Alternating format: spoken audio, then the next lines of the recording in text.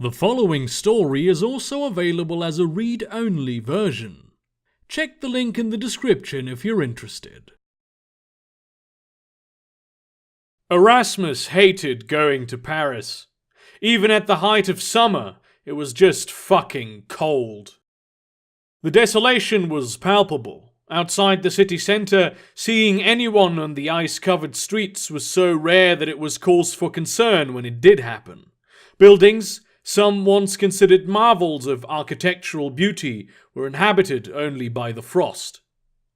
A train rolled on the Seine, its spiked wheels crackling the river's frozen surface.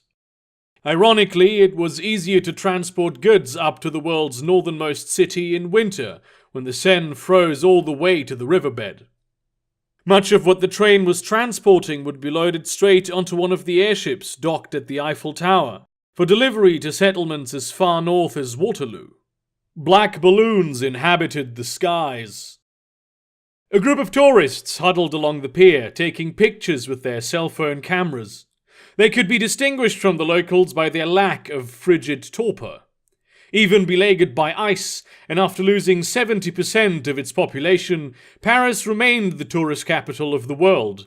It had all been a matter of rebranding. His phone rang. "He's in," a text message from Giselle said, accompanied by an address.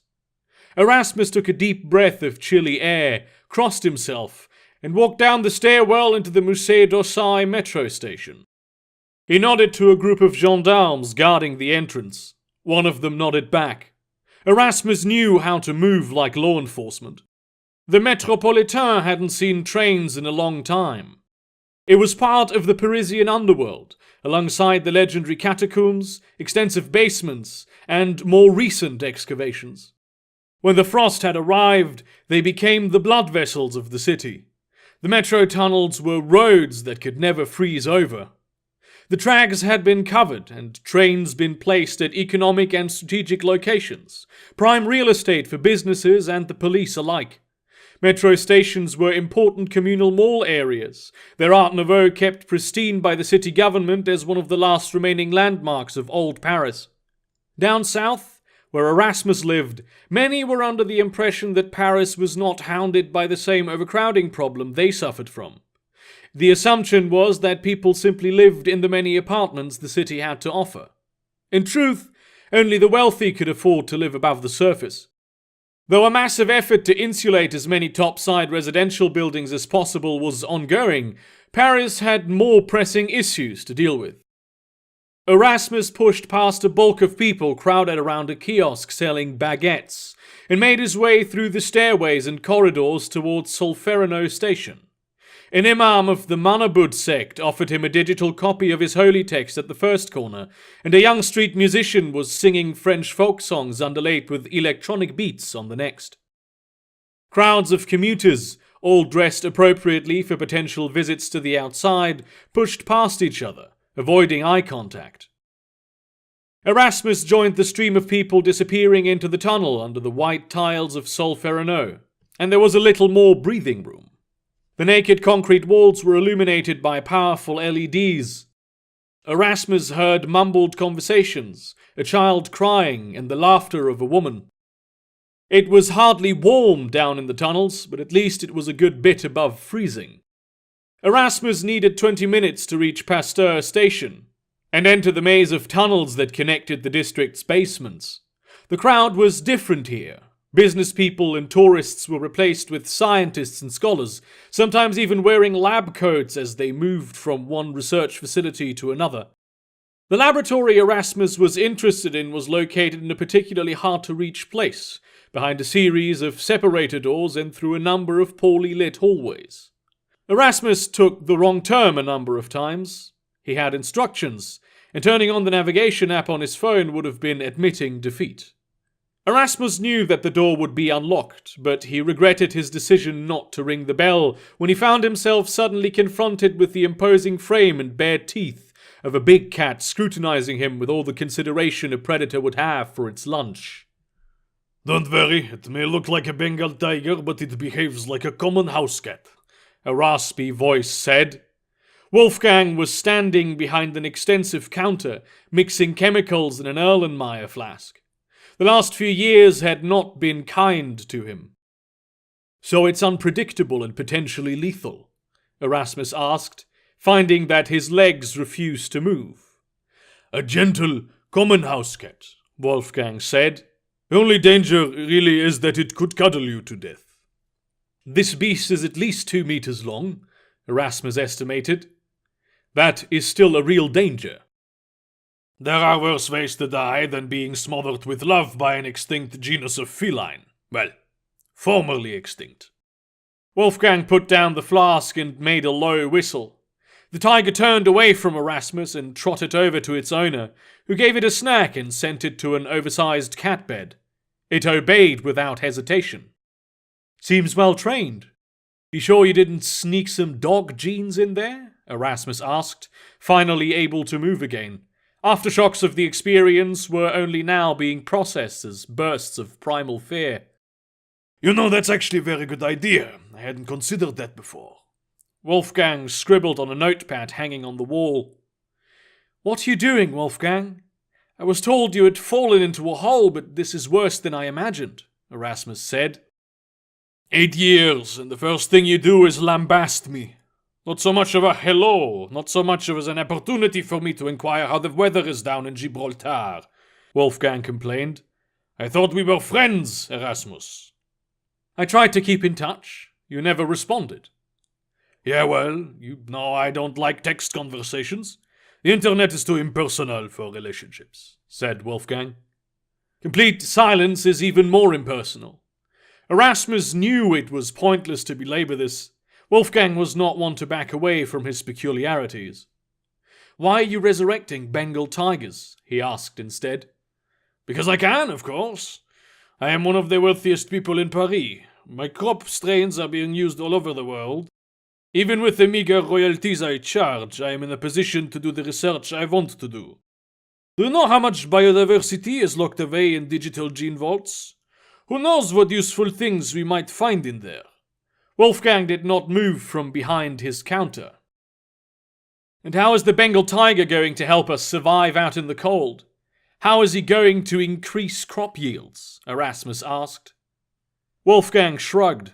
"Who knows? All great discoveries are made by accident." Erasmus sighed. The situation was worse than he'd thought. "You're one of the greatest scientists alive. You could change the world, and you do this? The Lord gave you your intellect for a reason." "Some would say I already have changed the world. I have earned the right to rest on my laurels.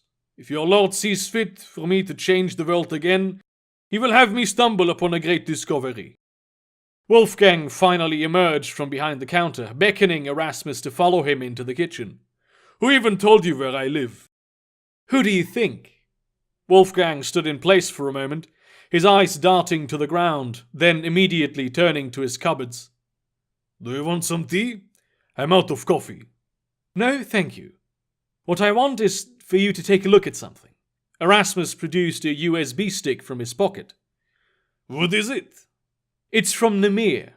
There are several roadblocks only you can overcome." "She cannot take a hint, can she?" Wolfgang shook his head. "There's a reason I did not respond to her emails. I am not interested in her little project." "Excuse me? Her little project?" Erasmus was baffled by his former friend's arrogance. "If she succeeds, she will change the world to a greater extent than any individual before her, and probably after her for hundreds of generations to come. She will become more important than you." "But why? What is the point?" Wolfgang filled up his electric kettle. "To reverse the damage that the Inman team did, of course. She will regulate Stratobacillus Boreas. She will end the eternal winter, give humanity their world back." Wolfgang shook his head. "I know what she is doing. It's the why I don't understand." "What the fuck do you mean?" Who was he talking to? What had become of this man he used to call his best friend? "What I mean is that nobody alive today remembers the world before the frost. My grandfather was one of the last, and he was barely more than a child when Stratobacillus Boreas was released. Even he lived to be over 100 years old. Wolfgang made a sweeping gesture toward his lab. The world is fine. Yes, billions died, there was a crisis of unprecedented magnitude, but reversing the frost will not bring back the dead. The Inman team failed because they were pressed for time. The Siberian methane was being released. Another 2 years of research and the world would have been turned into Venus. The Lord has given us the opportunity to fix their mistake, Erasmus screamed. He was furious. When had Wolfgang turned so callous? But why would we? The world is fine. Science has continued to advance. We have adapted to living in the cold. We can do things today that people back then could not even imagine. Even assuming the Mir can properly regulate Stratobacillus boreas without making some mistake of her own and dooming us to live in the hellscape that the Inman team prevented, why would we want to do that? To reclaim the world we lost, we had dreams of Mars, Jupiter, the stars even. Now all that remains are a bunch of skeletons that starve to death because we could no longer feed their expedition. Erasmus wanted to walk over there and choke him. Wolfgang poured boiling water into a tall mug. Who cares about Mars? The people there are dead also. You know who isn't dead? Or the people that would die from yet another massive shift in the parameters our species has to cope with. Think of the Saharan farmers. Do you think they want their land turning back into a scorched desert? They would get new, fertile land. Do you know how bad the situation is down south? How crowded our cities are? The poor sleep standing up because their apartments cannot fit beds. There are so many of us that we literally breathe away each other's air. That sounds like the problem that Namir should be tackling, Wolfgang noted. She is! When the frost leaves, all these problems will go away. Erasmus could hear his heart pumping with unbridled rage. And what problems will replace them? Have you ever opened a history book? Frontiers are not good places to live. People who claim descendants from one group or another, organizations of ideology or necessity, all competing for the best lands, laying claim to memories none of them ever experienced. And who knows what ancient diseases will be thawed, what colonies of degenerates will be found having survived the ice for generations. Wolfgang shook his head. No, the world is fine. Humanity does not need another catastrophe. You're going to doom us all because you are afraid of what the future might bring? Erasmus was struggling to contain his anger. It would not have been the first time he beat someone bloody for being stupid and morally bankrupt. I'm not afraid of anything. I will be fine either way. I merely think it is a bad idea. You may think you want this, but you don't.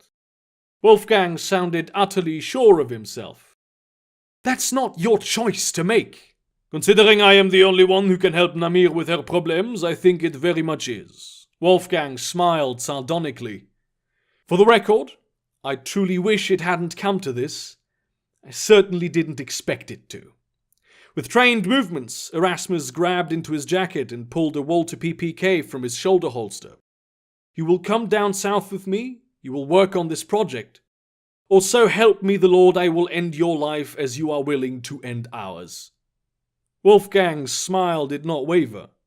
There's the man I travelled to Dublin with, Erasmus the mercenary. There's nothing funny about this. You know I can and will shoot to injure if you do not cooperate. Erasmus kept his eyes fixed on Wolfgang's. It is not so much funny as it is ironic. Erasmus did not have the time to ask why. A massive weight threw itself onto his back. As an expert marksman, he did not pull the trigger. It occurred to him that maybe he should have. He was lying face down on the ground, two stilts bearing what seemed like tons pressing down on his shoulders. The Bengal tiger growled, its breath blowing hot on Erasmus' head. The agony he felt when the beast snapped its jaw around his neck was unlike anything he'd experienced. The razor-sharp teeth cut through his flesh like hot icicles, scraping over bone and cartilage for a moment. Then he felt something rip and snap, and he knew, rationally, that his spinal cord had been severed. As his brain realized that it was no longer receiving signals, the next pull of the tiger's jaw took his head off his torso. For the briefest of moments, Erasmus experienced being a severed head. It was strange. If you liked this story and would like to hear more, please do subscribe to the YouTube channel. A new short story is uploaded every Wednesday, and there will occasionally be another one in between if I find the time. Thank you very much for listening and have a great day.